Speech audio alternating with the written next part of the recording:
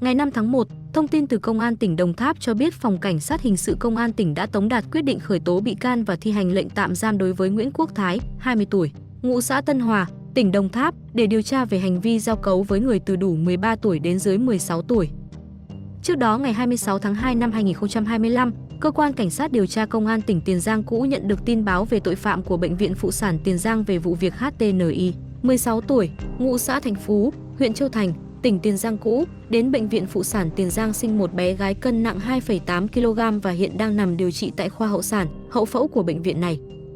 Do thấy em y sinh con khi ở tuổi vị thành niên, dưới 16 tuổi, có dấu hiệu tội phạm hình sự, nên Bệnh viện Phụ sản Tiền Giang đã chuyển thông tin cơ quan chức năng để giải quyết. Qua điều tra, cơ quan công an xác định người thực hiện hành vi phạm tội là Nguyễn Quốc Thái. Sau đó, Cơ quan Cảnh sát điều tra Công an tỉnh Đồng Tháp đã khởi tố vụ án để tiếp tục điều tra, làm rõ.